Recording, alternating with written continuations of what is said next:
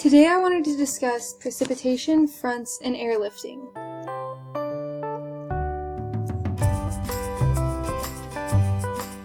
Precipitation forms in two ways: collision coalescence and aggregation. In collision coalescence, the small droplets fall, then they collide and coalesce with larger droplets. They do this millions of times until they are 5 millimeters in size. They begin descending to Earth at 20 miles per hour, which is fast enough to break their surface tension, causing them to break apart and begin colliding and coalescing again until they finally reach the Earth. Aggregation forms in cold clouds. Cloud droplets remain liquid at temperatures as low as negative 40 degrees Fahrenheit. This supercooled water freezes upon impact with another object. When ice crystals and supercooled droplets coexist in a cloud, the ice crystals collect water vapor and therefore the droplets evaporate, providing a continual source of moisture for the ice crystals to grow. Eventually, the ice crystals become large enough to fall as snow, but if the temperature of the Earth's surface is 39 degrees Fahrenheit or higher, they will melt on the way and descend as rain. Collision coalescence can form drizzle, rain, freezing rain, and sleet. Aggregation can form snow and rain. Rain is drops of water that fall from a cloud and have a diameter of at least 5 millimeters. Drops larger than 5 millimeters do not survive the fall to Earth because the drag of the surrounding air causes them to lose surface tension and break apart.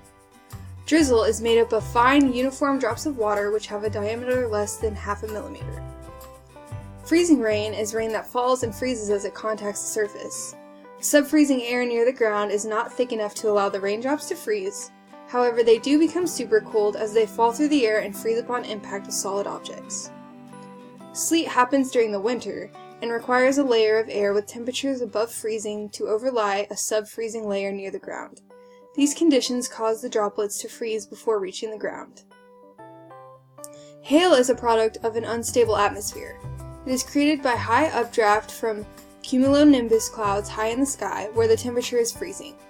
The droplets are taken upward, where they collide with other droplets, then they begin to form the hailstone, which later falls to Earth. Snow is made of ice crystals that are formed within the atmosphere and fall as ice crystals.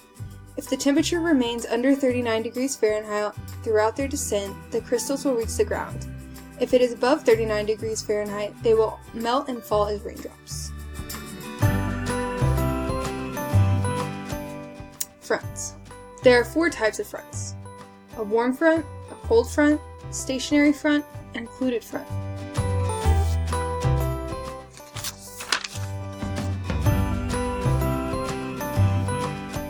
In a warm front, it occurs when the surface position of a front moves so that warm air occupies space formerly covered by cooler air. During most of the year, warm fronts produce light to moderate precipitation over a wide area.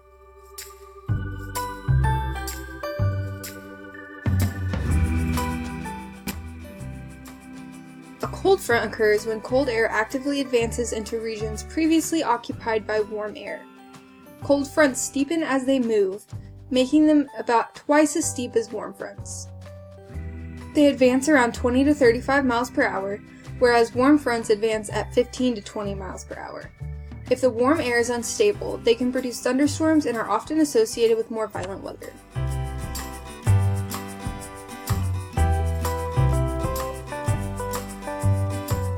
A stationary front occurs when the flow on both sides of a front is not toward either the cold or warm air mass. Instead, the flow moves almost parallel to the line of the front. Therefore, the surface position of the front does not move.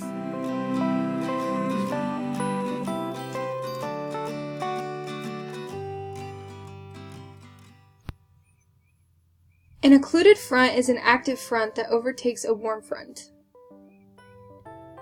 As the advancing cold air wedges the warm front upward, a new front is created between the cold air and the air over which the warm front is gliding.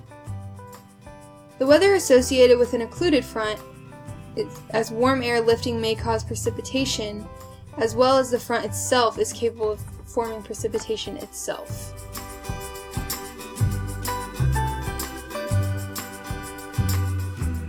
So I included 3 different stages of an occluded front.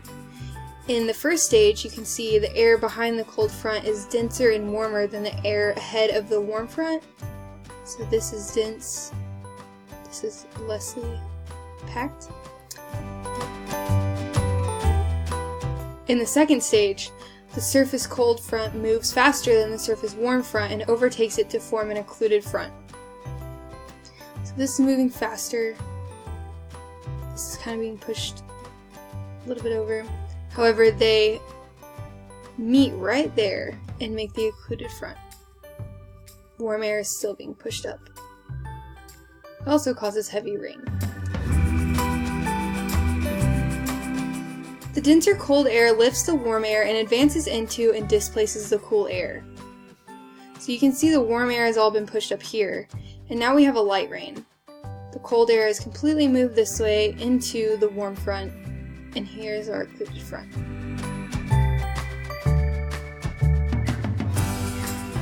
Third thing I'd like to talk about is airlifting.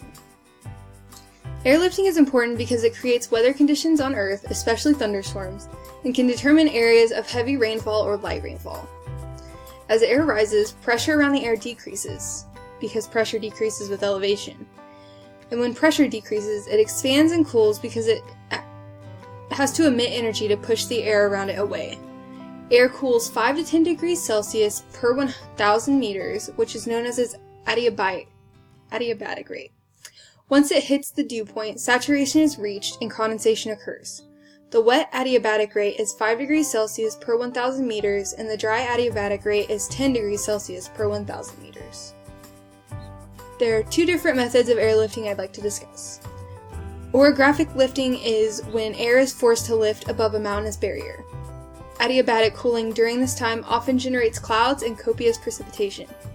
By the time the air reaches the leeward side of the mountain, much of the moisture has been lost. This phenomenon explains why one side, the rainy windward side of the mountain, is wet and green, and the other side, the leeward side of the mountain, is dry and lifeless. This can have a huge impact on communities depending on agriculture to survive. Being on the wrong side of the mountain can mean starvation and loss of income. For convective lift, that usually happens on warm summer days, and it's caused by the unequal surface heating causing localized pockets of air to rise because of their buoyancy. The rising particles of warmer air rise above the lifting condensation level, forming clouds which can produce mid-afternoon rain showers that are usually of short duration and widely scattered. That concludes my lecture. Thank you for listening and have a great day.